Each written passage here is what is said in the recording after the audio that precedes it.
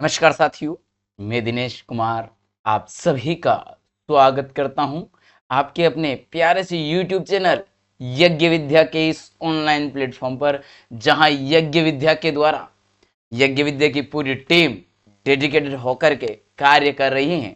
उस श्रृंखला अर्थात उत्तर प्रदेश पुलिस कांस्टेबल भर्ती 2026 के लिए संपूर्ण कोर्स करवाया जा रहा है, जिसमें मैथ्स, जीएस और हिंदी अभी 3 क्लासेस आपकी कंटिन्यू हो रही है और तीनों में PYQ करवाए जा रहे हैं। तो चलिए बिना समय जाए किए, समय को नष्ट ना करें, एक एक पल हमारे लिए महत्वपूर्ण है। तो हम प्रश्नों की श्रृंखला की तरफ बढ़ते हैं। तो प्रश्नों की पहला प्रश्न आपके समक्ष आ रहा है, उसके लिए तैयार रहिएगा। लेकिन उससे पहले कि भाई आपको सफलता चाहिए, तो सफलता प्राप्त करने के लिए सफलता की ओर पहला कदम होता है आपको अपनी तैयारी को बढ़ाना होगा। आपकी तैयारी में आमूल चूल परिवर्तन लाने होंगे, नए नए तरीके, स्मार्ट अप्रोच अपनाते हुए और सिलेक्शन के लिए कुछ यूनिक तरीके अपनाने होंगे। और वो यही है कि PYQ मैक्सिमम अधिक से अधिक बार पढ़िए, एनालिसिस सुनिए। एनालिसिस से ये समझ में आता है कंटेंट विस्तृत रूप से कवर होता है, क्योंकि डिटेल एक्सप्लेनेशन मिलता है, एनालिसिस मिलता है, उससे आपको याद भी हो पाता है। देखिए, जो सेकंड शिफ्ट थी 24 अगस्त की, उसमें हमारा हिंदी का जो पोर्शन आया था वह 20वें नंबर से स्टार्ट होता है। तो 20 से लगा करके 24 तक, यानी कि ये जो प्रश्न है ये गद्यांश पर आधारित है। पहला जो आपके सामने गद्यांश जो लिखा हुआ है, गद्यांश को देखिएगा जरा ध्यान से। क्या कह रहा है गद्यांश? जीवन के फैसले मनुष्य को स्वयं करने होते हैं, इसलिए जो मनुष्य हैं, इसलिए आदमी को आत्मनिर्भर होना चाहिए। अब तुम्हें, यानी कि अब जो बात की जा रही है, तुम्हें क्या करना चाहिए, इसका ठीक ठीक उत्तर तुम्ही को देना होगा, दूसरा कोई नहीं दे सकता। कैसा विश्वास पात्र मित्र हो, कैसा भी विश्वास पात्र मित्र हो, तुम्हारे इस काम को वह अपने ऊपर नहीं ले सकता। हम अनुभवी लोगों की बातों को आदर के साथ सुने, बुद्धिमानों की सलाह को कृतज्ञता पूर्वक माने, पर इस बात को निश्चित समझ कर कि हमारे कामों से ही हमारी रक्षा और हमारा पतन होगा। अपने विचार और निर्णय की स्वतंत्रता को दृढ़तापूर्वक बनाए रखना चाहिए। जिस पुरुष की दृष्टि सदा नीची रहती है, उसका सिर कभी ऊपर न होगा। नीची दृष्टि रखने से यद्यपि रास्ते पर रहेंगे, पर इस बात को न देखेंगे कि यह रास्ता कहाँ ले जाता है। अपने व्यवहार को मृदुल बनाए रखो, यानी कि कोमल हृदय के साथ रहना चाहिए। कठोरता, उद्दंडता और अक्खड़पन कतई नहीं होना चाहिए। अपने व्यवहार में कोमल रहो और अपने उद्देश्यों को उच्च रखो, हमेशा ऊपर बढ़ने वाला रखो। इस प्रकार नम्र और उच्चाशयी दोनों बनो। नम्र भी बनो और उच्चाशयी, यानी कि नम्र के साथ साथ ऊंचे पद पर विराजमान हो। अपने मन को कभी मरा हुआ न रखो, अपना मन हमेशा जीवित रखो। अपने मन को हमेशा जीवित रखो। इस गद्यांश पर आधारित पहला प्रश्न आपके समक्ष आपकी स्लाइड पर आ चुका है। निम्नलिखित में से कौन सा विकल्प सूक्ति है? यानी कि जिस पुरुष की दृष्टि सदा नीचे रहती है, उसका सिर कभी ऊपर न होगा। जीवन के फैसले मनुष्य को स्वयं करने होते हैं। अपने व्यवहार को मृदुल बनाए रखो और नम्र और उच्चाशय दोनों बनो। बताइए इसका क्या आंसर होगा? तो इसका, जिस पुरुष की दृष्टि सदा नीचे रहती है, उसका सिर कभी ऊपर नहीं उठता है। क्योंकि भाई नीचे दृष्टि, नीचे देख रहा है तो नीचे की तरफ सिर रहेगा, ऐसा नहीं। ये केवल एक कल्पना है। कल्पना मतलब मानवीकरण हो रहा बात का। लेकिन सामान्यतः बात यह है कि जो नीची सोच का व्यक्ति, नीची सोच यानी कि ऐसा जो दूर सोच, दूसरों के बारे में खराब विचार रखता है, दुर्विचार रखता है, वह हमेशा नीचा ही होता समाज में, उसकी समाज में कोई वैल्यू नहीं होती। सिर नीचा इसका मतलब है उसका कोई सम्मान नहीं होता है। सूक्ति का अर्थ होता है सुंदर कथन। ऐसा कौन सा है? सु प्लस उक्ति सूक्ति पूछा गया था आपसे, सुंदर कथन पूछा गया था चारों में से, तो वही सुंदर है जो आपको बताना है। विश्लेषण क्या है? लाक्षणिक कथन और निर्देश। यहाँ पर लक्षण दिमाग में होगा और निर्देश इस तरीके से। विकल्प एक लाक्षणिक कथन है। यह केवल आंखों की दृष्टि की बात नहीं करता, बल्कि आत्मविश्वास और आत्मसम्मान की भी बात कर रहा है, इसलिए पूरा सही है। और दूसरा, तीसरा, चौथा विकल्प में सीधे सीधे निर्देश दिए हुए, इंस्ट्रक्शन दी गई है, ना कि वह सूक्ति है। ठीक है, आगे बढ़िए। अगला प्रश्न आपके समक्ष है, निम्नलिखित में से किस शब्द का अर्थ कोमल है? कोमल अर्थ किसका है? कृतज्ञ का है। अच्छा, यहाँ दो विकल्प दो बार हो गया है, निश्चित है और ये वाला गलत है ना। उदंड है और मृदुल है, बताइए कौन सा सही? तो यहां पर आपका जो है कोमल वह मृदुल का होगा, मृदुल का। मृदुल के अन्य जो पर्यायवाचक तरीके से मिलेंगे, मुलायम है, दयालु है, कोमल है, सहृदयता पूर्वक रहता है लोगों के बीच में, उसे मृदुल कहते हैं। कोमल भाव से रहने वाले व्यक्ति को मृदुल कहा जाता है। कृतज्ञ, जो कृतज्ञ होता है, यानी कि उपकार करने वाले व्यक्ति को कृतज्ञ कहा जाता है। निश्चित, पक्का है, तय कर लिया गया कि भैया इस बार तो सिलेक्शन लेना ही है, इस बार तो वर्दी धारण करना ही है, तो वह क्या है? ये निश्चय है आपका। उदंड, नटखट, शरारती, अशिष्ट, ये सभी इसके हैं। और गद्यांश में भी अगर आप देखेंगे तो अपने व्यवहार को मृदुल बनाए रखो, अपने व्यवहार को कोमल रहो, अपने व्यवहार में कोमल रहो, इन शब्दों के साथ प्रयोग होता है। ऐसे में आप सभी मृदुल का कोमल लगाएंगे। प्रस्तुत गद्यांश का उचित शीर्षक क्या हो सकता है? क्या है? हमारा पतन, आत्मनिर्भरता, हमारी रक्षा, फैसले करो, फैसले करो, फैसले करो। तो फैसले, आत्मनिर्भर यानी खुद पर निर्भर होना होगा, डिसीजन खुद का होगा। चाहे आपका कितना ही प्रिय मित्र हो, कितना ही विश्वास पात्र मित्र हो, वह भी आपका निर्णय नहीं ले पाएगा, आपको खुद को लेना पड़ेगा। आपके अपने विचार स्वतंत्र रखने होंगे, अपने स्वयं के निर्णय और अपने खुद के स्वतंत्रताओं के साथ आपको जीना होगा। गद्यांश में आत्मनिर्भरता की इसलिए कही है क्योंकि स्वयं को क्या करना है? डिसीजन लेना है, खुद के निर्णय होने चाहिए, और आपको फ्रीडम है अपने जो थॉट्स हैं, अपने जो विचार हैं उनकी। और गद्यांश भी ये क्लियर कहता है कि जीवन के फैसले मनुष्य को स्वयं करने होते हैं, इसलिए आदमी को आत्मनिर्भर होना चाहिए, खुद पर निर्भर होना चाहिए, किसी और पर निर्भर होकर के काम नहीं चलने वाला। चलिए, अगला प्रश्न आपके समक्ष है, हम अपने जीवन के फैसले लेने में कैसे आत्मनिर्भर बन सकते हैं? बुद्धिमानों की सलाह को कृतज्ञता पूर्वक मानकर, भैया उनको सुनना है, मानना नहीं है। अपने विचार और निर्णय की स्वतंत्रता को बनाए रखकर, बात तो सही लग रही है, विश्वास पात्र मित्र का सहारा लेकर ये काम नहीं करेगा।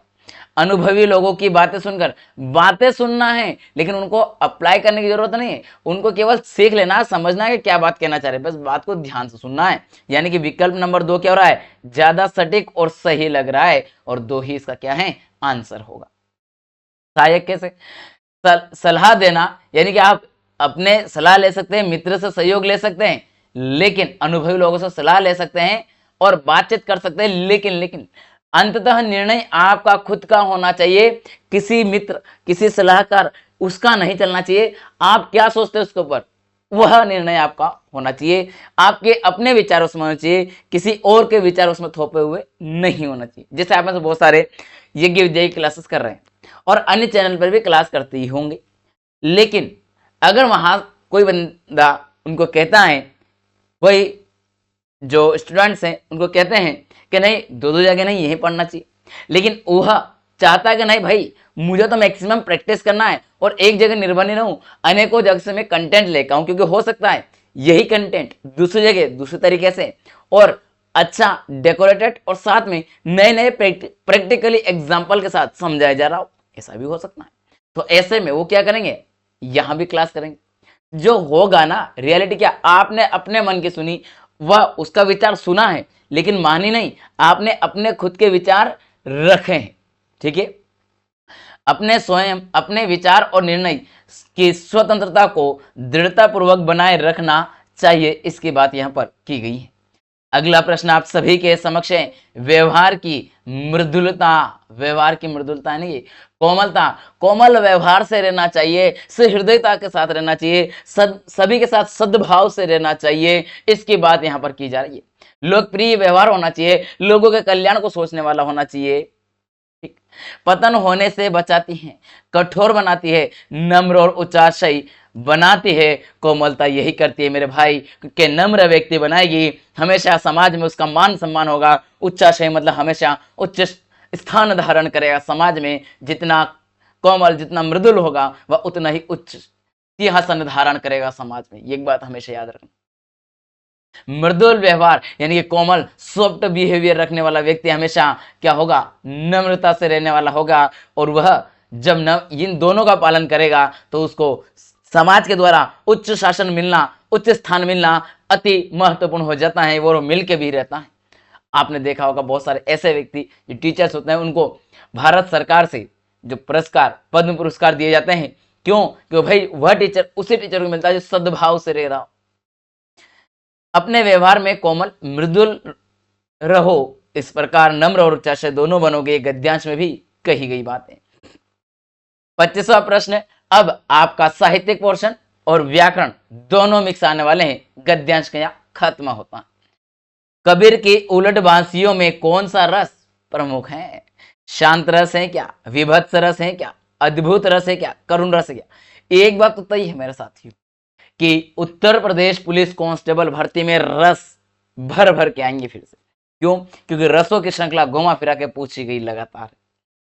चलिए तो देखते हैं थोड़ा इसको आगे कि जो शांत रस है उसकी या विभत्स की उलट बांसियों में तो आपको अद्भुत यानी कि उल्टी बातें करेंगे। बरसेंगे कमल भीजेगा पानी, भैया पानी बरस रहा है, ठीक है, और जब पानी बरसेगा तो कंबल भीग सकता है, लेकिन यहां पानी नहीं बरस रहा है बल्कि कंबल बरस रहे हैं और पानी उसमें भीग रहा है। कंबल से पानी भीगने लग गया, गीला होने लग गया उसकी वजह से। ये बात इसमें कह रहा है। ये अद्भुत ही है, अनोखी है, और जहां अनोखी मिल जाए वहां आश्चर्य की बात होगी, विस्मय की बात होगी। और जब ऐसी बात हो तो वहां पर अद्भुत रस उपस्थित होता है। और कबीर की उलट बांसियां तो पूरे भारत, न केवल भारत बल्कि पूरे विश्व में जानी जाती है कि ये उलट बांसियों में इनका मुकाबला और कोई नहीं कर सकता। कबीर की उलट बांसियों में विरोधाभासी बातें सुनकर पाठक को आश्चर्य का बोध होता है, जिससे अद्भुत रस की उत्पत्ति होती है। एक आश्चर्य और एक अनोखा प्रश्न जो आपसे पूछा जा सकता है कि कबीर को वाणी का डिटेक्टर किसने कहा है? लिखिए लिखिए लिखिए, बहुत जरूरी हो गया, लिखिए इस प्रश्न को। कबीर को वाणी का डिटेक्टर, वाणी का डिटेक्टर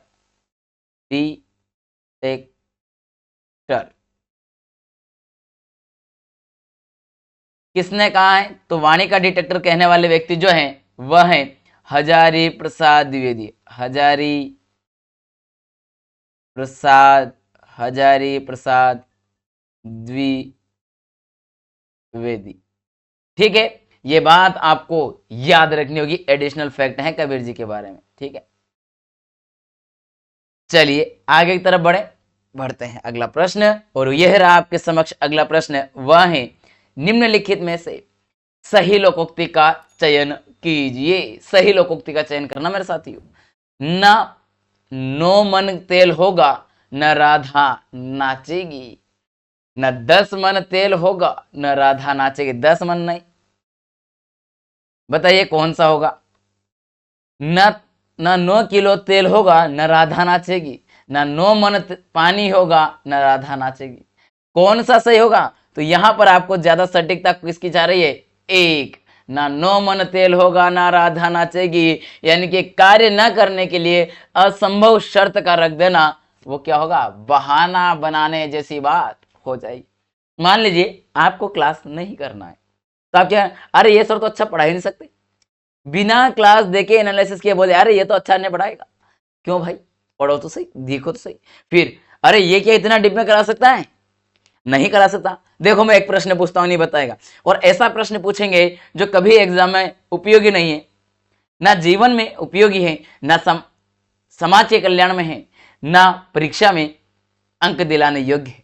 ऐसे कोई बात रख करके कह दिया जाएगा देखो कुछ नहीं आता है इनको, और जब कुछ नहीं आता ये बात रख देती है, इसका मतलब साहब है वही उसको नहीं पढ़ना है। इसलिए वह आपको भी गुमराह करना चाहता है, और वह खुद पढ़ रहा है चुप चुप के नाइट में, वह खुद बाद में क्लास देख जा रहा है और आपको नहीं पढ़ने दे रहा है। क्यों? क्योंकि अगर आप भी पढ़ लेंगे तो सिलेक्शन आपका भी तो हो जाएगा, और सीट तो वही, क्योंकि कंपटीशन तो आपका ना उनका एक ही रहने वाला है। इसलिए याद रखना मेरे साथियों, आपके साथ में इस तरीके छलाव हो सकती है, ऐसा मत होने दीजिएगा, ये याद रखना। शब्द ज्ञान। मन, पुराने तौल की जो इकाई है, एक मन जो कि 40 किलो थी, इसलिए किलो या पानी वाले विकल्प गलत है, सही नहीं है।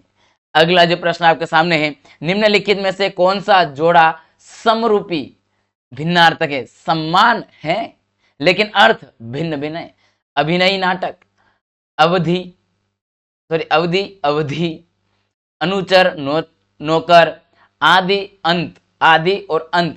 तो यहां पर सुनने में समान है लेकिन अलग अलग अर्थ कौन कौन से है? तो वह विकल्प नंबर 2, जो अवधि में छोटी की मात्रा और अवधि है, ये भाषा है।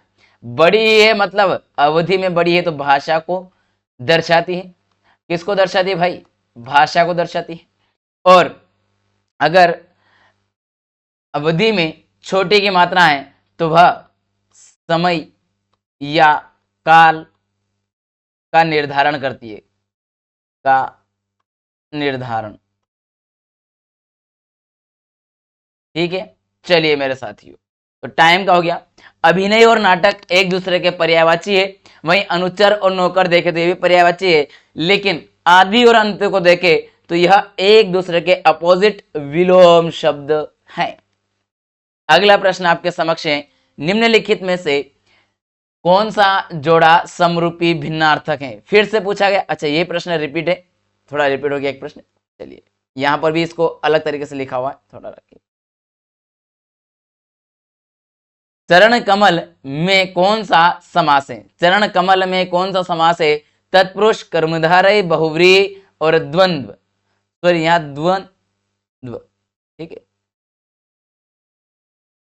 ऐसा है वो पूरा, है ना, उधर छूट गया।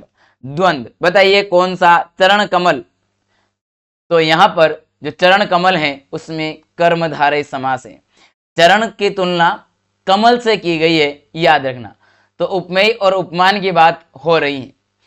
कमल के समान चरण है, यानी कि चरण कैसे हैं? कमल के समान है। कमल का फूल देखा होगा आपने, उसके समान है। जिस समास में उपमान और उपमेय दोनों, जिसमें तुलना या विशेषण और विशेष्य का संबंध हो, वहां पर कर्मधारय समास होता है।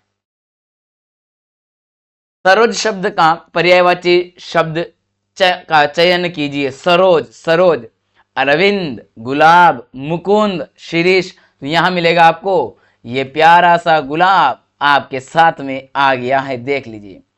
तो ये प्यारा सा जो गुलाब आपको दिख रहा है, यह अरविंद का पर्यायवाची कौन है? सरोज है। सरोज है, अरविंद है। जो प्रमुख पर्यायवाची में जलद है, पंकज है और अंबुज है। इसके बाद में राजीव है और नीरव। ये सभी, ये जो फूल दिखाई दे रहा काय का है? कमल का फूल है ना, कमल का फूल है। और ये उसी के सारे क्या हैं? पर्यायवाची हैं। याद रखिएगा मेरे साथियों, इतना अच्छे से क्लासेस करवाई जा रही है, जहां आपको चित्रात्मक शैली ड्राइंग के साथ एनालिसिस दिया जा रहा है, ताकि आपको क्लास में जब पढ़ते समय वो चीजें दिखे तो आपको छवि के माध्यम से उनके पर्यायवाची भी याद रखवा सके। तो पर्यायवाची में याद रखना अरविंद, सरोज, जलज, कमल, पंकज, अंबुज, राजीव, नीरज, ये सभी कमल के पर्यायवाची हैं। अगला जो प्रश्न आपके समक्ष है वह क्या कह रहा है? अस्थिर विचार वाला व्यक्ति कुछ भी नहीं कर पाता है। अस्थिर, अस्थिर मतलब हमेशा गतिशील, एक जगह नहीं टिकता है बल्कि इधर उधर जंप करता रहता है। ऐसा व्यक्ति के बारे में क्या कह रहा कि भाव को अभिव्यक्त करने वाली सही कहावत कौन सी है? ढोल के भीतर पोल, दुविधा में दोनों गए माया मिली ना राम, दुविधा में दोनों गए माया मिली ना राम, ढाल के तीन पात तख्त या तख्ता। तो यहां पर आपका विकल्प नंबर 2, जब आप दोनों हाथों में लड्डू रखोगे, कभी इधर कभी इधर, कभी इधर कभी इधर, इधर उधर भटकोगे, तो मतलब साफ है कि दोनों रास्ते अपने अपने तरफ चले जाएंगे और बीच में आपको गड्ढे में धक्का दे करके छोड़ जाएंगे। ये बात याद रखना। तो अनिश्चय की स्थिति में होने से व्यक्ति का कोई भी काम नहीं बनता है, उसे दोनों तरफ से हानि होती है। अन्य मुहावरे, ढाल के तीन पात, सदा एक सी स्थिति में रहना है, ढोल के भीतर पोल, दिखावा कुछ और, असलियत में कुछ और होता है। सही अर्थ वाला शब्द युग्म का चयन कीजिए। 2 मिनट का समय दीजिएगा केवल साथियों।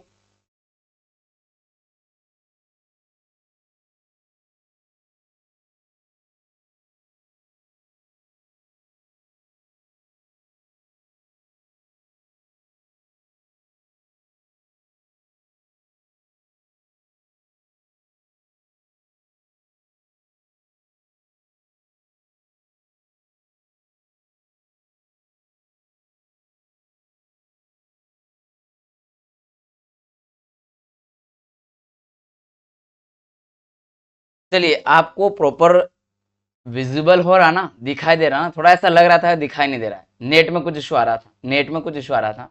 अभी क्लास प्रॉपर है, अभी क्लियर दिखाई दे रहा है? एक बार कमेंट कर दीजिए। वैसे वॉइस वगैरह सब क्लियर होना चाहिए, क्योंकि थोड़ा हुआ था ऐसा मुझे लगा है, इसलिए। अभी आपके समक्ष 31वां है, सही अर्थ वाला शब्द युग्म का युग्म कौन सा है? शर, सर, बाण, भल्ला, आदमी, भला आदमी, आकर, आकार, खान, आकृति, कुल, कुल, वंश, शीतल, निर्जर, निर्जर, शुरू, झरना। कौन सा से सही अर्थ देने वाला युग्म है, यहां यह पूछा गया है। तो विकल्प नंबर 2, आकर, आकार। आकर यानी कि जो खान है उसके बारे में, और जो आकार है वह आकृति के बारे में बात करता है। सर बराबर तालाब दे रखा है, कुल बराबर किनारा रहना चाहिए, निर्जर बराबर देवता होना चाहिए। ये सुधार होने की आवश्यकता है, इसलिए गलत है। ठीक। मनोबल में कौन सी संधि है? मनोबल, मन प्लस बल, मनोबल। विसर्ग संधि है क्या, दीर्घ संधि है क्या, स्वर संधि है क्या, व्यंजन संधि है क्या? मैंने अभी इसका उत्तर दे दिया है, जो कि आपकी विसर्ग संधि है। मन प्लस बल मनोबल होगा। जहां विसर्ग संधि कहती है, क्या कहती है मेरे भाइयों? यदि विसर्ग के पहले अ हो और बाद में किसी वर्ग का तीसरा, चौथा, पांचवा वर्ण या यरलव ह हो तो विसर्ग का ओ में परिवर्तन हो जाएगा, वह ओ का रूप धारण कर लेगा, वह स्वर बनता चला जाएगा। और ये हुआ यही। मनोहर, मनोबल, ये जो शब्द है आपके ही दिखाते हैं। विसर्ग यहां पर विग्रह की दृष्टि से दिए गए विकल्पों में से कौन सा विकल्प अनुचित है? विग्रह किया गया, देश पर निकाला, देश निकाला, वन में वास, वनवास, जल की धारा, जलधारा जिसे कहते हैं हम, चंद्र का प्रकाश, चंद्र प्रकाश। कौन सा होना चाहिए यहां पर? सही, सॉरी अनुचित, गलत, जिसका समास विग्रह हुआ हो। तो यहां पर विकल्प नंबर 1 ये गलत है, क्योंकि यहां पर से नहीं, देश निकाला, देश से निकाल देना होता है, देश पर निकाला कभी नहीं होगा। यहां पर जो आपका कारक चिन्ह होना चाहिए वह तत्पुरुष समास के अपादान कारक चिन्ह का प्रयोग है, जिसका अर्थ है अलग होने के सेंस में बाहर कर दिया गया, देश से ही निकाल दिया गया, देश निकाला। पर का प्रयोग अधिकरण में के लिए होता है, पर और में का अधिकरण के लिए होता है, न कि यहां पर जो अलग होने के सेंस में। ऐसे में यहां पर शब्द का प्रयोग करना अनुचित होगा, गलत होगा। बाकी सभी करेक्ट है, सही है, सभी का मैंने समास जो शब्द है वो भी आपको बताया। सॉरी, हाँ, समासयुक्त शब्द सारे बता दिया आपको, है ना। हिंदी में मूलतः वर्णों की संख्या कितनी है? 53, 50, 53, 50, 51, 51, 52। हिंदी में मूलतः पूछा है, मूलतः। देखिए, अब आपको हिंदी वर्णमाला की अगर बात कर रहे हैं हम, तो थोड़ा डिटेल एक्सप्लेनेशन तो हो जाना चाहिए पहले। हालांकि सब पीछे लिखा है, लेकिन फिर भी थोड़ा और मैं पहले ही बता दूं। एक बात याद रखना, हमारी हिंदी में 11 + 2 = 13, जो कि क्या हो जाएंगे, स्वरों की श्रेणी में है। लेकिन इसमें जो ये मूल स्वर है, और ये जो एक और है अलग से 2, ये अयोगवाह है। कौन है? अयोगवाह है। ठीक है, इन दोनों को मिलाकर के 13 स्वर बनते हैं। इसके बाद में जो आपको और मिलेगा वह कौन होगा? जो 33 है आपके, वह क्या है? व्यंजन है। क्या है मेरे साथियों? व्यंजन है। ठीक है, आपको व्यंजन भी समझ में आ गया। अब इसमें व्यंजन के बाद में अब आप कहेंगे सर 44 हुए तो बाकी और क्या गया? 4 क्या है? 4 है आपका संयुक्त व्यंजन। क्या है? तो आप कहेंगे सर संयुक्त व्यंजन क्या इन 33 में नहीं आएंगे? हाँ जी, नहीं आएंगे। इसके बाद में जो 2 है वह द्विगुण व्यंजन है। कौन सा है?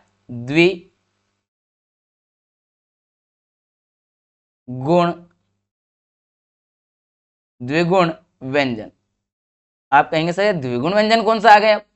तो द्विगुण व्यंजन जो है आपके वह है ढ़ और ढ़, जिसमें बिंदी आती है, ये द्विगुण व्यंजन होते हैं। ठीक है, संयुक्त में कौन कौन सा आएगा? 1 2 लिख देता हूं। कश देखा होगा आपने, त्र देखा होगा आपने, और ज्ञ देखा होगा आपने, और श्र देखा होगा आपने। ये चारों इसमें आएंगे। ठीक है, ये तो हो गया सब। यहां पर आपके सामने कितने निकल कर आ गए अभी? देखिए 13, तो ये हो गया 6, और जो 3 और 1 4 46 हो गए, +4 50 हो गए, और प्लस जो आपके 2 जोड़ दें तो कितना हो जाएंगे? 52 हो जाएंगे। 52 आपके सामने आ गए। अभी तक मूलतः कितने थे? 52 थे। लेकिन एक बात और ध्यान देने वाली बात है, अभी हाल ही में एक और व्यंजन को जोड़ा गया जिसे विशिष्ट श्रेणी दी गई है। विशिष्ट श्रेणी दी गई है। विशिष्ट श्रेणी, एक श्रेणी और बनाई गई है और विशिष्ट श्रेणी बनाई गई है, और वह जो है एक और जो जोड़ा है वह 53वां नंबर का। कौन सा है? 53वें नंबर का जोड़ा जा रहा है, जिसका जो चिन्ह है, सिंबल, थोड़ा सही से बनाता हूं, आप नहीं बनाओ। देखिएगा एक बार, और लिख रहा हूं, आराम से लिख रहा हूं, चिंता मत कीजिए आप। चिंता हरने, आपका चिंता मुक्त कर देंगे। और अलग पेन से लिखता हूं ताकि आपको थोड़ा दूर से ही दिखाई दे, थोड़ा बड़ा बड़ा।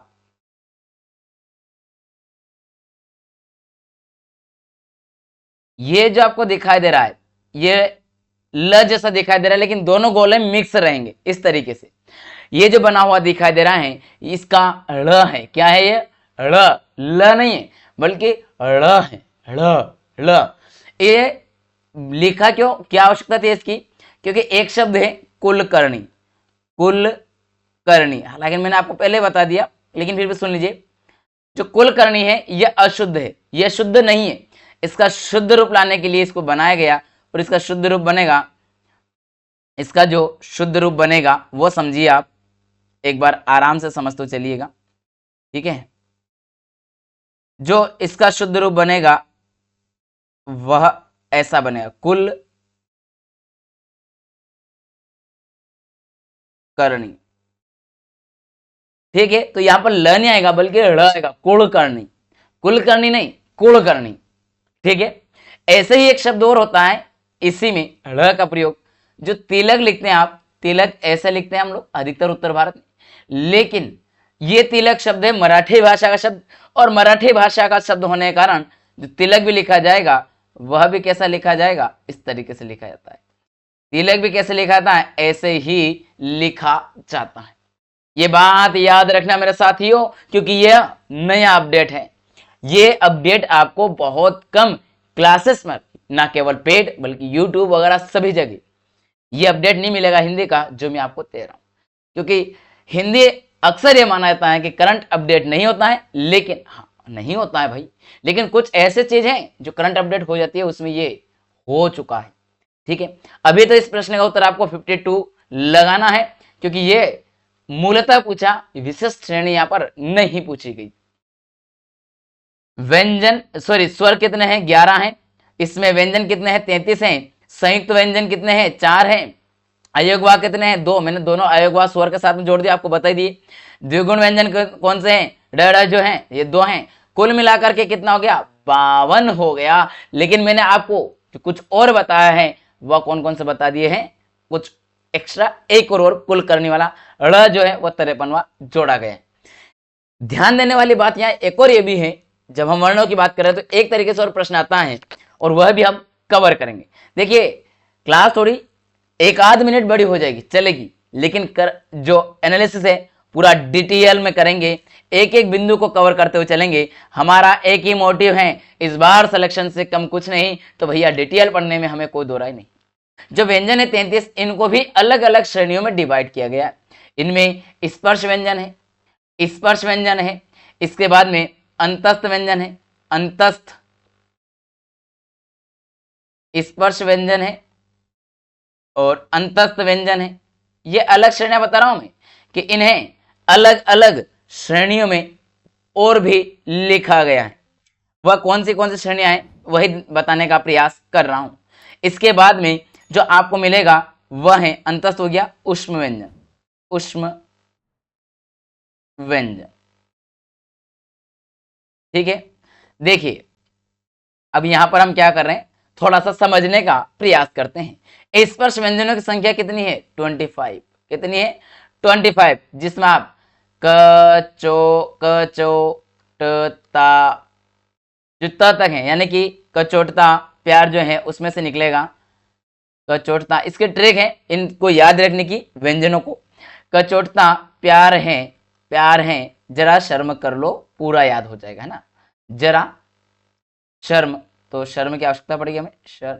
कचोटता प्यार है, शर्म कर लो, कर लो। ठीक है, इनकी जरूरत नहीं है। दो यहाँ पर 25 स्पर्श में आपका कौन कौन सा आएंगे देखिएगा, जरा लिखते हुए चलिएगा, क्योंकि एक तो क वर्ग आ जाएगा पूरा, क वर्ग आ जाएगा पूरा, च वर्ग आ जाएगा, ट वर्ग आ जाएगा, त वर्ग आ जाएगा, और प वर्ग आ जाएगा। हो गए 5, 5 हो गए, 1 2 3 4 5, पचंक 25, हर एक वर्ग में 5 5 वर्ण है, तो टोटल 25 हो गए। तो ये 25 की यहाँ पर लिखी हुई है। इसके बाद आप नोटिस कीजिए, यहां तक हम कहाँ गए, त तक तो आ गए, हम प तक आ गए। प तक हमने क्या कर दिया, कवर कर दिया इस ट्रिक में से। अब बचा कौन सा, यार। तो यार से क्या है, लव है। यार से य र ल और व, यार से क्या हो गया, लव हो गया। और यार से लव कब होगा, अंतर आत्मा में आपका यार विराजमान होगा, दिल आपका दिया जाएगा। आप दिल दे दिए किसको, अपने यार को, यार से लव हो गया। ठीक है, तो अंतस्थ व्यंजन हो जाएगा, अंतरात्मा, अंदर अंदर, तो क्या हो गया, अंतस्थ व्यंजन हो गया। ठीक, इसके बाद में यहाँ पर है आपका ह है, तो ह लिखिए। इसके साथ में यहाँ पर श है और श लिखिए। अब आप कहेंगे सर म तो यूज कर लिया, तो म और र यूज कर चुके, उनकी आवश्यकता नहीं, कर लो की आवश्यकता हमें है नहीं, इनका यूज सभी का हो चुका है। एक ही बचा था श, और श में तीनों स एक साथ लिखेंगे, तीनों श, षटकोण का और सरोते का, तीनों स एक साथ लिख करके शक्कर का, श्रोते का और ये सरोते का एक साथ ये भी लिख देंगे तो ये आपका और ये आपके ऊष्म व्यंजन हो जाएंगे। आपको इनकी संख्या कितनी दिख रही है? 4 दिख रही है। इनकी संख्या कितनी दिख रही है? 4 दिख रही है। और इनकी संख्या 25 दिख रही है। हो गए 33। 25, 4, 29 और 4, 33। ये 33 व्यंजनों को मैंने आपके समक्ष डिटेल में क्लियर खोलकर भी रख दिया है। इससे ज्यादा एक्सप्लेन अब और क्या करना चाहेंगे आप? सब कुछ क्लास में ही आपको पूरी थ्योरी ऑब्जेक्ट के साथ कवर कराने का प्रयास है पीवाई के साथ। चलिए अगला प्रश्न आप सभी के समक्ष आ गया है और अगला है घ यानी कि घड़ी वाला का उच्चारण स्थान कौन सा है? दंत, मुर्दा, कंठ, तालु। बताइए। तो इसका उच्चारण स्थान जो है आपका क वर्ग है और क वर्ग कहां जाएगा? कंठ में जाएगा।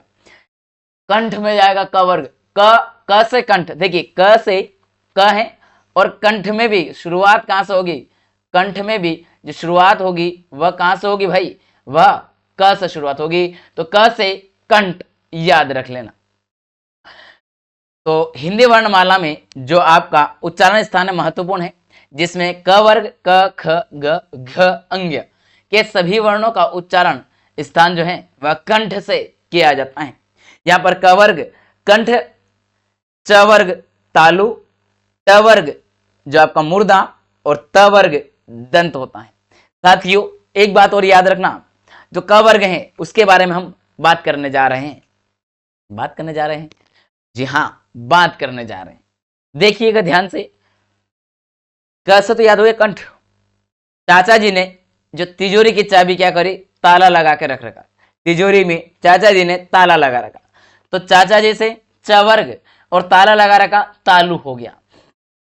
और ये ताला क्यों लगा रखा? इसके बाद में ताला लगा दिया। अब जो मेंढक है वह बारिश का समय नहीं, मान लीजिए गर्मी का समय आ गया और गर्मी में मई जून का महीना है, नदी नालों में पानी नहीं बसता है और जब पानी नहीं हो तो क्या करेगा भाई? जो मेंढक है वह क्या करेगा? टर टर की आवाज निकालेगा। क्या करेगा? मेंढक कैसे आवाज निकालता है? टर टर करता है। क्या करता है? टर टर करता है। तो टर टर से तो ट वर्ग हो गया और मेंढक से में से मुर्दा हो गया। मेंढक टर टर करता है क्योंकि पानी नहीं मिल रहा है, और पानी मिल जाए तो मैं टर टर नहीं करेगा, नहीं तो क्या होगा? मर जाएगा, मुर्दा अवस्था में चला जाएगा। या मुर्दा व्यक्ति टर टर कर रहा है, ठीक है, मुर्दा व्यक्ति टाटा कर रहा है, मुर्दे व्यक्ति से टाटा कर रहे हैं। जो भी आपको ट्रिक इजी लगे वो बनाइए। इसका मतलब त वर्ग, तो ताली की भांति कौन बजते हैं? दांत बजते हैं। इस तरीके से ताली की भांति दांत बजते हैं, इसको याद रखना। ठीक है, आगे की तरफ देखते हैं। अगला प्रश्न आप सभी के समक्ष है और वह है गुड़ दौड़ किस समास का उदाहरण है? गुड़ दौड़ द्विगु समास, द्वंद्व समास, अवयवी भाव समास, तत्पुरुष समास। गुड़ से गुड़ की, घोड़ों की दौड़। गुड़ दौड़ में घोड़ों की दौड़ इसका समास विग्रह होगा और के है वह तत्पुरुष समास में उसकी विभक्ति का लोप किया जा रहा है इसमें, यानी कि उत्तर पद प्रधान है तो यहां पर तत्पुरुष समास होगा। याद रखना, यहां के विभक्ति का लोप हुआ है जब उत्तर पद प्रधान हो और दोनों पदों के बीच का कारक चिन्ह का लोप हो जाए तो वहां पर तत्पुरुष समास होता है। राजा का पुत्र, गंगा का पुत्र, राजपुत्र, गंगा जल, गंगा पुत्र, गंगा का पुत्र, तो गंगा पुत्र हो जाएगा। ठीक है। अंधा युग किसकी रचना है? तो अंधा युग क्या है? नाटक है, नाटक है। और यह जो लिखी गई है किसके द्वारा लिखी गई है? धर्मवीर भारती जी ने इसको लिखा है। तो कहां है? ये रहा विकल्प नंबर 1 करेक्ट हो जाएगा। 1954 में इसको लिखा गया है, 1954 में अंधा युग को लिखा गया है। और नाटक भी कैसा है? गान युग, गीतीय नाटक है, गीति नाट्य है। गीति नाट्य बोलो तो जो गाने योग्य हो ऐसा नाटक है। यह महाभारत युद्ध के अंतिम दिन और उसके बाद की घटनाओं का वर्णन करता है अंधा युग। यहाँ हिंदी साहित्य की एक कालजयी रचना मानी जाती है, यह जो युद्ध की निरर्थकता और मानव नियति को दर्शाती है। यहाँ पर मुख्य पात्र में अश्वत्थामा है, गांधारी है, धृतराष्ट्र है और संजय, ये यहाँ के मूल पात्र हैं। अगला प्रश्न आपके समक्ष है और वह प्रश्न क्या कह रहा है, निम्नलिखित में से शुद्ध वाक्य का चयन कीजिए। आतंकियों, यहाँ पर आतंकियों को रिहा करना मूर्खता होगा। आतंकवादियों को रिहा करना मूर्खता होगा। आतंकवादियों को रिहा करना मूर्खता है, मूर्खता। आतंकियों को रिहा करना मूर्खता होंगे। बताइए कौन सा से शुद्ध वाक्य है? तो विकल्प नंबर 2, आतंकियों को रिहा करना मूर्खता होगा। यानी कि आतंकी नहीं, आतंकी होता है। आतंकी जो ये आतंकी लिखा है, मतलब यहाँ अशुद्ध था, ये यहाँ पर बिंदिया नहीं है, मतलब मैंने सही कर दिया इसको, बट ये सही इस तरीके से जो आतंकीय था वो गलत था, अपूर्ण या अनौपचारिक मानक है। और आतंकवादी मानक शब्द है। व्याकरण के रूप में देखें तो क्रिया अनुपस्थित है विकल्प 3 में। विकल्प 4 में होंगे जो कि बहुवचन हो गया, यहाँ पर गलत होगा क्योंकि रिहा करना भाववाचक संज्ञा का उदाहरण है। और यहाँ पर जब भाववाचक आ जाए तो यहाँ पर एक वचन क्रिया का प्रयोग होना चाहिए था, न कि बहुवचन का। इसलिए व्याकरणिक दृष्टि से और वर्तनी के प्रारूप में अगर देखा जाए तो विकल्प 2 पूर्णतः सटीक और सही होगा। अगला प्रश्न आपके समक्ष है, प्रेम में भगवान रचना के लिए जैनेन्द्र को किस पुरस्कार से सम्मानित किया गया है? यह पुरस्कार याद कर लेना। देव पुरस्कार, व्यास पुरस्कार, भारत सरकार शिक्षा मंत्रालय पुरस्कार, सरस्वती पुरस्कार। प्रेम में भगवान, तो इसके लिए उनको मिला है भारत सरकार शिक्षा पुरस्कार, यानी कि प्रेम में भगवान के लिए जो इसके लेखक जैनेन्द्र कुमार जी साहब हैं।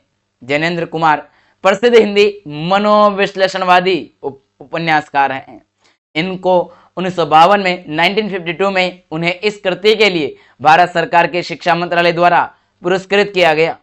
अतिरिक्त जानकारी में अगर देखें हम तो जैनेन्द्र कुमार को उनके उपन्यास मुक्तिबोध के लिए 1966 में साहित्य अकादमी पुरस्कार से भी सम्मानित किया जा चुका है। याद रखिएगा, इनको साहित्य अकादमी पुरस्कार भी मिल चुका है। चलें आगे, चलिए आगे की तरफ देखते हैं। हिंदी की ठ ध्वनि है ओष्ठ, कंठ, तालव्य, मूर्धा। ठ ठ बताइए, ठ ठ कहाँ मिल रहा है? तो यह मिल रहा है आपका मूर्धन्य। जब आप ठ बोल रहे हैं तो आपकी जीवा है वह ऊपर और नीचे से उठ कर आ रही है, मूर्धा से उठ करके आ रही है। यहाँ वाले बीच वाले पार्ट है, इससे बोला जा रहा है। ट वर्ग उच्चारणों का जो ट वर्ग है उनका उच्चारण करते समय जीभ मसूड़ों के पीछे जो मूर्धा है उसको स्पर्श करती है, उसके बाद उसका उच्चारण किया जाता है। कंठ से क होगा, क वर्ग। त से च वर्ग होगा, ताला। चाचा जी ने ताला लगा रखा तिजोरी को। और मेंढक टटर करता है, ट वर्ग हो गया। दंत में त थ द, जो क्या हो गया, दांत तालियों की भांति चलते हैं, है ना। इसके बाद में ओष्ठ, ओष्ठ में क्या होगा, प फ भ। तो ओष्ठ, एक बात बताइए, ओष्ठ कैसे याद रखोगे? ओष्ठ में जो वर्ग है वो प वर्ग है। क्या है? प वर्ग है, प वर्ग है, ठीक है। ये बताइए आप पापा कहां से बोलोगे? पापा, पापा बोलने के लिए आपको किसका उपयोग करना पड़ रहा है? अपने होठों का। पापा बोलने के लिए होठों का प्रयोग करना पड़ रहा है। अर्थात जो पापा है, पा पा, कौन सा? पा पा। तो पापा आपका होठों से हो रहा है तो ओष्ठ हो गया। पापा जैसे बोलोगे ओष्ठ, होठ, होठ हो जाए या ओष्ठ हो जाए। होठ बोल दो, सॉरी होठ बोल दो या ओष्ठ बोल दो, यहां पर आपको पापा शब्द से प वर्ग निकल करके आ जाएगा। सभी की ट्रिक मैंने आपको एक एक करके बता दी है। पूरी वर्णमाला की, चाहे वो उच्चारण की जो अवस्था है, उच्चारण का स्थान है, वो बता दिया है। इसके बाद में जो आपके वर्ण व्यंजन है, स्वर है, उनको बता दिया है। ये सब हमने एक एक करके हर एक प्रश्न में डिटेल में जान रहे। वैसे यहां भी देखेंगे, यहां क्या है, निम्नलिखित में से पर्यायवाची समूह का कौन सा युग्म सही नहीं है? मेघ और वारिधर, सरस्वती वागीश, समुद्र आदित्य, शरीर कलेवर। बताइए कौन निम्नलिखित में से पर्यायवाची समूह का कौन सा युग्म सही नहीं है?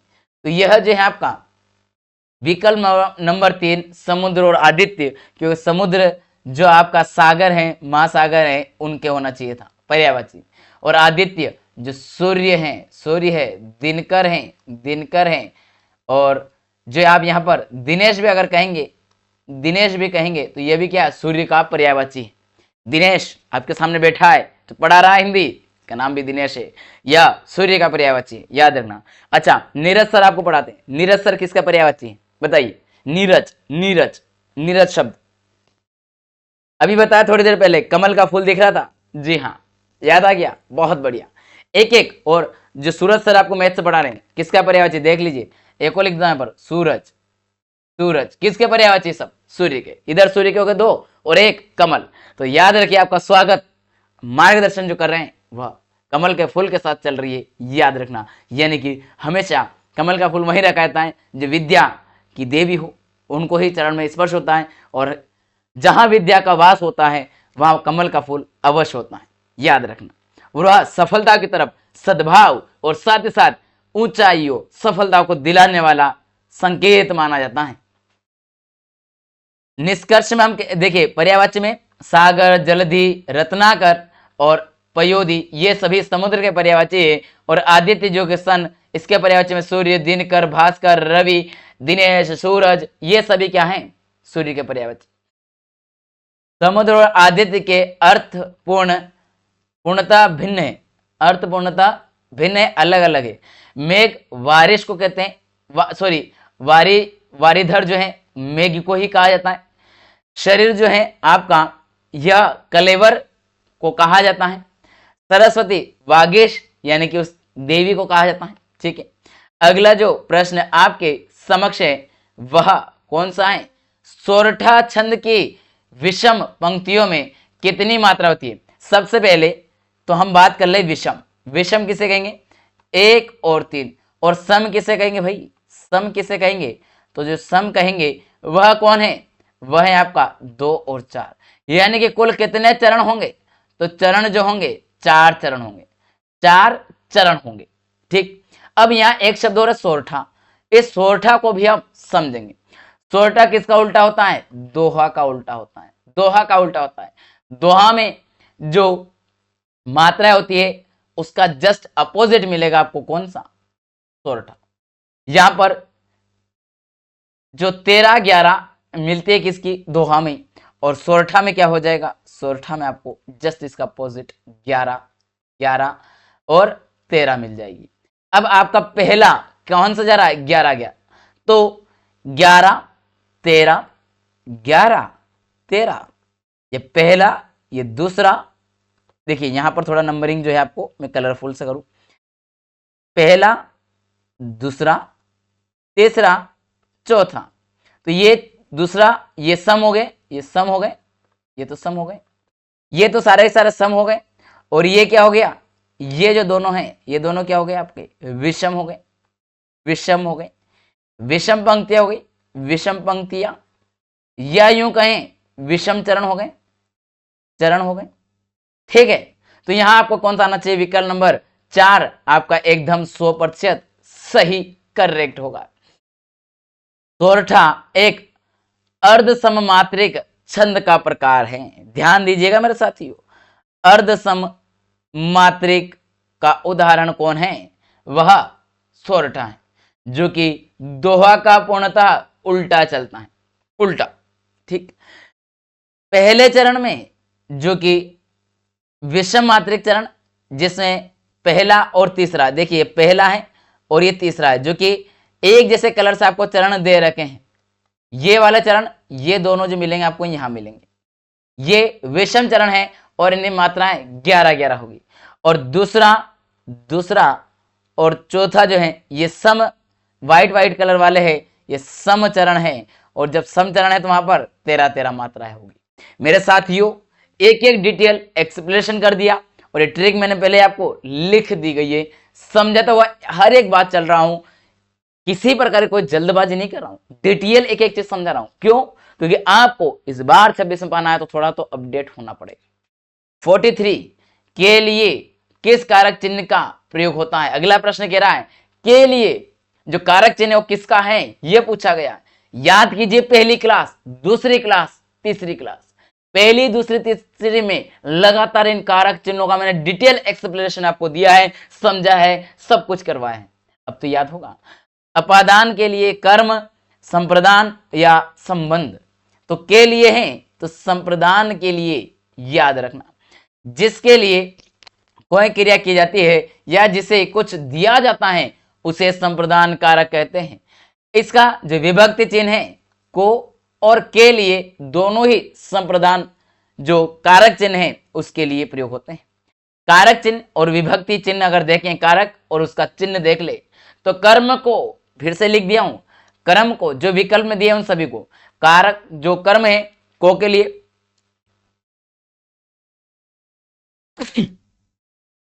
सॉरी क्षमा कीजिएगा, तो कर्म को करण से यानी कि साधन के द्वारा हो जाए, के द्वारा दे दिया हो, और जो से है वो किसके लिए है? करण के लिए। संप्रदान के लिए को अपादान से अलग होने के अर्थ में, और संबंध का, की, के, रा, री, रे, ये सभी क्या है? संबंध कारक के चिन्ह है। अगला जो आपके समक्ष प्रश्न है वह कौन सा है? इंद्रिय का विशेषण शब्द है इंद्रिय का, तो इंद्रिय का विशेषण क्या है? इंद्रिय है, इंद्रिय है, इंद्रिक है या एद्री है, एद्री नहीं, एद्री, बिंदी भी नहीं यहां पर। तो बताइए कौन सा है इंद्रिय का विशेषण? तो इंद्रिय का विशेषण मिलेगा इंद्रिय, विकल्प नंबर 1। इंद्रिय शब्द एक संज्ञा है, जब इसमें विशेषण बनाने का प्रत्यय जोड़ा जाता है, विशेषण बनाने वाला प्रत्यय जोड़ा जाता है तो इसका रूप इंद्रिय हो जाता है। अर्थ में अगर देखें तो इंद्रिय का अर्थ है इंद्रियों से संबंधित या इंद्रियों द्वारा ग्राहित करना, ज्ञान इंद्रियों के माध्यम से, इंद्रियों के माध्यम से आप पढ़ पा रहे हैं, समझ पा रहे हैं, एनालिसिस कर रहे हैं, बातचीत कर पा रहे हैं, वह सब कुछ होगा। उदाहरण, यह एक इंद्रिय सुख है, अर्थात इंद्रियों का सुख। नोट, अन्य विकल्प में इंद्रिय, इंद्रिक, एद्री व्याकरणिक दृष्टि से सही विशेषण का रूप नहीं है। अनुरूप में कौन सा समास है? अनुरूप में कौन सा समास है? हर बार नए शब्द की तरह चल रहा है ना। तत्पुरुष, बहुव्रीहि, कर्मधारय, तो यहां पर आपको अनुरूप में मिलेगा अवयवी भाव। अनुरूप, अनु उपसर्ग और रूप मूल शब्द हो गया। यहां पर जो विग्रह है रूप के रूप में, रूप के योग्य यानी कि उसके अनुसार जिस समास का पहला पद यानी कि पूर्व पद प्रधान हो वह अवयव अर्थात जो उपसर्ग है वह अवयव के रूप में प्रयोग होगा, वहां पर अवयवी भाव समास कहलाता है। यहां अनुरूप में अनु एक उपसर्ग है, याद रखना। अन्य उदाहरण, यथाशक्ति में शक्ति के अनुसार, प्रतिदिन, दिन दिन, आजन्म जन्म से लेकर की बात की जाएगी। अगला प्रश्न 46, लोकायतन कृति के लिए सोवियत लैंड नेहरू पुरस्कार किसे दिया गया है?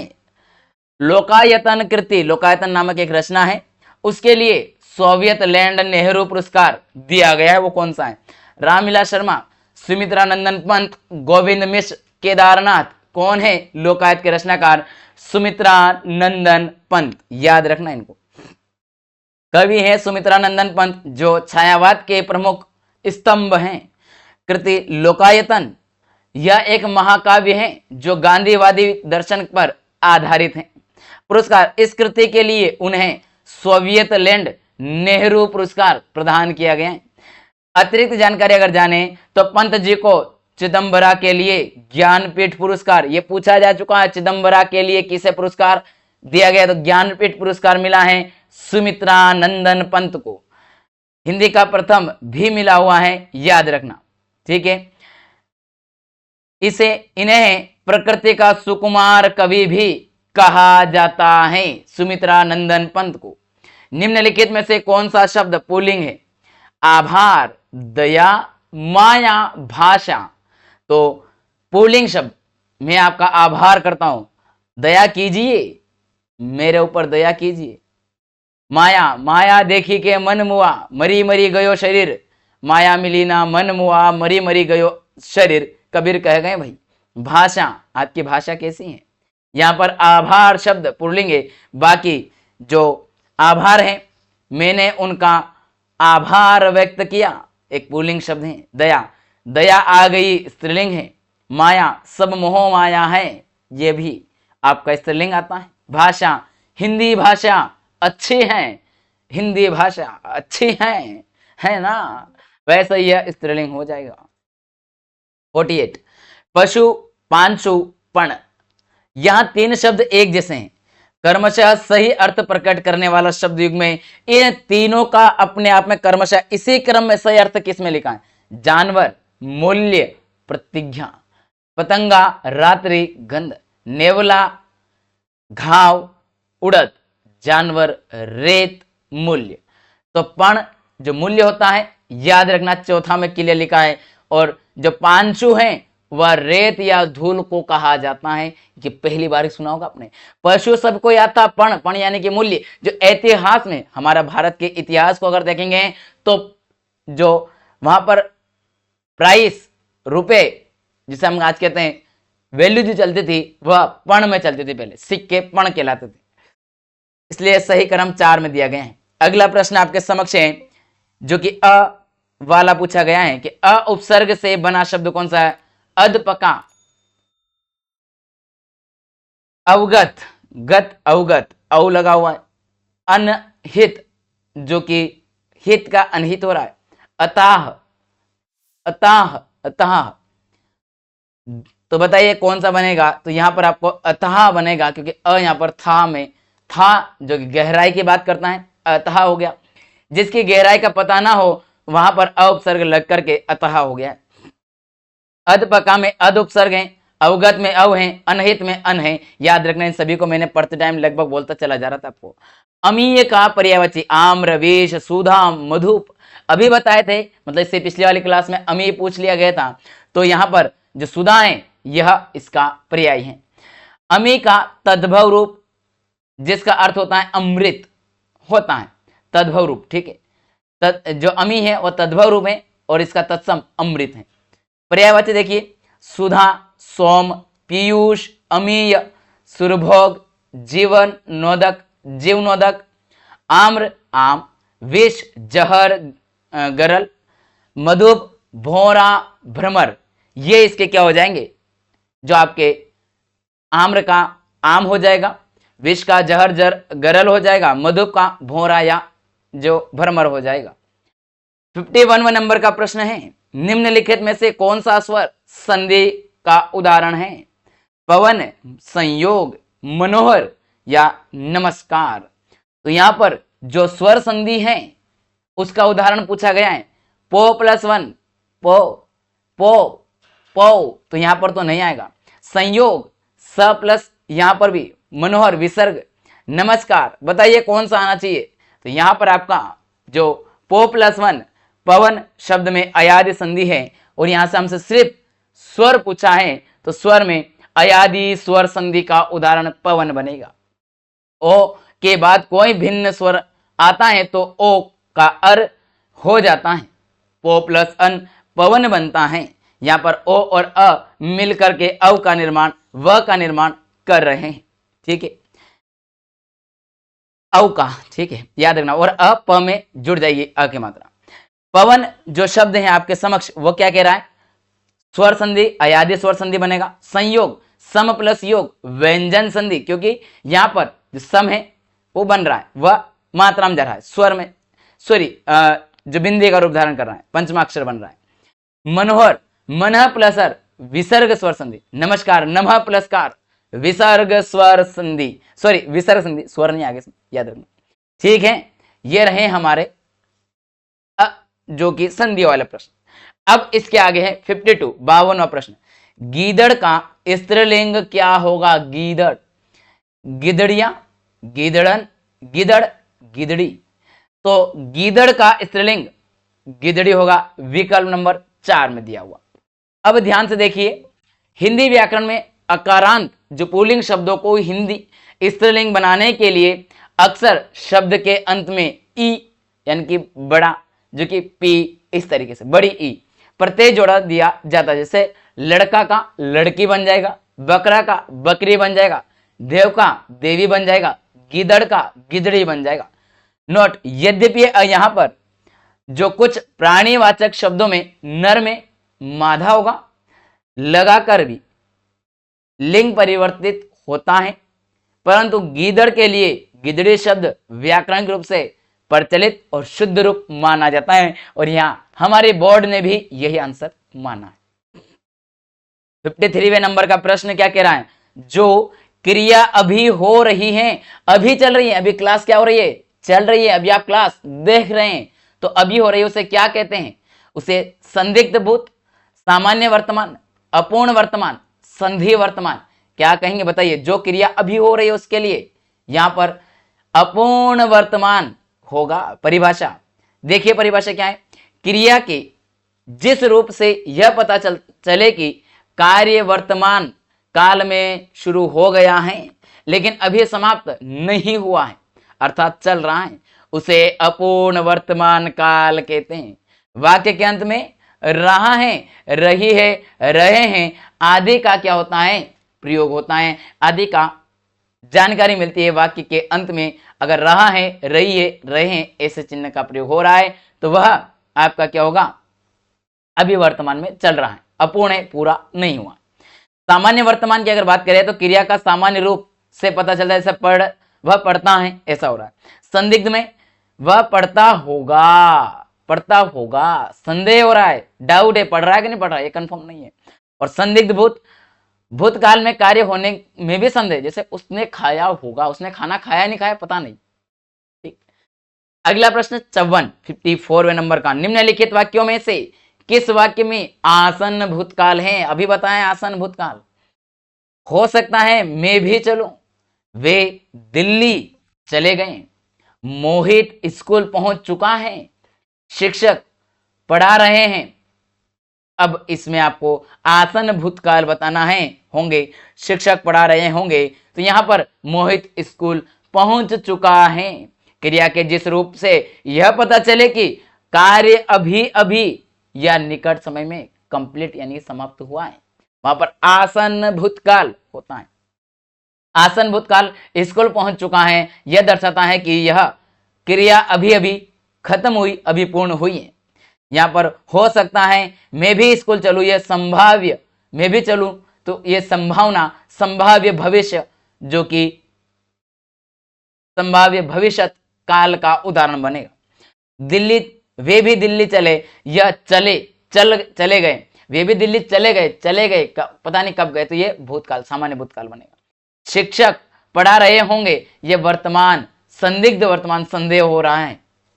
अगला प्रश्न आपके समक्ष है और वह है 55वां नंबर का, निम्नलिखित वाक्यों में से समुच्चयी बोधक अवयव किस वाक्य में है? जहां तक हो सके आइएगा, चिड़िया पेड़ पर हैं, सीता और गीता पढ़ती हैं, सत्य बोलना चाहिए। तो हमेशा यहां पर हमारे सामने सीता और गीता पढ़ रही है, क्योंकि समुच्चय बोधक जो वे शब्द जो दो शब्दों या वाक्यांशों या वाक्यों को जोड़ते हो, उन वहां पर समुच्चय बोधक मिलेगा आपको। इस विश्लेषण में अगर देखें हम तो इस वाक्य में और जो शब्द हैं वह सीता और गीता दो अलग अलग संज्ञा या कर्ता हैं, उनको आपस में जोड़ करके एक समुच्चय बोधक अवयव का निर्माण कर रही है। चिड़िया पेड़ पर है, पर संबंध को दिखा रही है। जहां तक हो सके यहां जहां शब्द जो है वह क्रिया विशेषण है। अगला प्रश्न आपके समक्ष है, कंजूसी से धन व्यय करने वाला के लिए एक शब्द क्या होगा? कंजूसी के साथ जो है पैसे खर्च कर रहा है, मृषण, चिरस्थायी, अल्पव्ययी, कृपण। तो देखिए कंजूसी से खर्च करेगा वो कृपण बनेगा। क्या बनेगा? कृपण होगा। कृपण कैसे?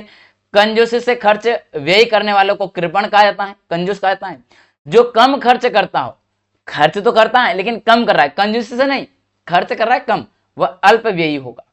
जो बहुत दिनों तक रहे वह चिरस्थायी होता है, लंबे समय तक। और कोमल, चिकना या मुलायम ऐसे दिख जाए, यह मृषण होते हैं। ठीक है, यहां पर आपके सामने जो दिया हुआ वाक्य है उसमें अल्पव्ययी और कृपण में क्या अंतर है, क्योंकि दोनों एक जैसे हैं, यह दुविधा देगा। जब अल्पव्ययी की बात आएगी वहां पर सोच समझ कर खर्च करेंगे, यानी कि आप एक किताब लेने गए और किताबों की दुकान पर जाकर के आप लेने गए कि यह किताब हमारे उपयोगी है। जैसे मान लीजिए हमारी कोई किताब निकलती है, आपको हम कहते हैं, आप मार्केट में जाते हैं, हिंदी किताब लेते हैं आपकी प्रैक्टिस सेट के लिए। होता यह है कि इसमें थ्योरी है वह और प्रैक्टिस दोनों एक साथ दी हुई है। ठीक, गेस क्वेश्चन उसमें रखे हुए, मॉडल पेपर उसमें बने हुए हैं। आप गए वहां, हमारे जैसे मान लीजिए ऐसी किताब बनी और ऐसे कोई किताब और भी है। अब आपने देखा कि वहां पर आपके बजट में भी और आपके हेल्प सब कुछ कवर अगर एक में हो रहा है, और कोई ऐसे जिसमें केवल एमसीक्यू है, थ्योरी नहीं, कोई ऐसे जिसमें सब कुछ है, तो हमें अलग अलग डबल पैसे देने के बजाय हम क्या करेंगे, दोनों का मर्ज रूप खरीदेंगे। और ये क्या होगा, कम खर्च, सोच समझ करके हम खर्च करेंगे। और कृपण, किताब की आवश्यकता है लेकिन क्या किया भाई, नाश्ता पानी करने का सोच रहे थे, अब पैसे नहीं, किताब खरीदना है, पैसे चाहिए, पैसे नहीं कम है, तो किताब को नहीं खरीद करके उसके फोटोकॉपी करवा के ले गया, इतनी कंजूसी कर ली। क्योंकि ज्ञान किताबों से बढ़ता है, किताब खरीद लेना चाहिए, वहां कंजूसी नहीं करना है। ठीक है, तो ये है कृपण, वह जो पैसा होने पर भी खर्च करने में कष्ट मानता हो वह कृपण कहलाता है। यह रही हमारी आज की पूरी श्रृंखला, जिसमें हमने जाना है क्या भाई, जो कि उत्तर प्रदेश पुलिस कांस्टेबल भर्ती 2026 के लिए पीवाईक्यू की जो एनालिसिस 24 तारीख का था, उसका पूरा हिंदी का हमने ए टू जेड विश्लेषण जान लिया है। अब बारी यह है कि पीडीएफ कहाँ मिलेगा, कौन कौन सी परीक्षाएं, तो ये आपको सामने स्लाइड पे दिखाई दे रही है। SSC, UP state, MP state, railway, UPSC, state PSC, किसी की आप तैयारी करें हमारे साथ जुड़ सकते हैं। टेलीग्राम चैनल जहां से आपको पीडीएफ प्राप्त होंगे वह यहाँ पर से प्राप्त होंगे। ठीक है, इसके बाद हम देखते हैं कि जो मॉक टेस्ट वगैरह लाइव कोर्सेस अगर देखना है तो उनका अपडेट आपको हमारी एप्लीकेशन और हमारी वेबसाइट इन पर आपको मिल जाएगा। इसी के साथ ये सोशल मीडिया प्लेटफॉर्म है जहां करंट अफेयर का अपडेट आपको दिया जाता है। फिर भी अगर कोई समस्या हो, पूरी क्लास में सबको समझाने के बाद भी कमेंट बॉक्स में भी आपको रिप्लाई मिलने पर फिर भी समस्या रहे तो दिए गए हेल्पलाइन नंबर पर हम हमसे संपर्क कर सकते हैं। चलिए आगे की तरफ देखते हैं और बढ़ते हैं अगली क्लास के लिए, मतलब अगली क्लास जब होगी तब के लिए। तब तक के लिए आप सभी का बहुत बहुत धन्यवाद। अपनी तैयारी करते रहिए, आपकी तैयारी के लिए आपको शुभकामनाएं, ताकि आप पढ़ते रहिए। Thanks for watching. पूरी क्लास देखी आपने, आपका बहुत बहुत आभार। मिलेंगे अगली क्लास में, तब तक के लिए आपसे विदाई लेते हैं। हेल्थ का ध्यान रखिएगा, अपनी तैयारी करते रखिएगा सभी। चलिए मिलते हैं अगली क्लास में, तब तक के लिए जय हिंद, जय भारत।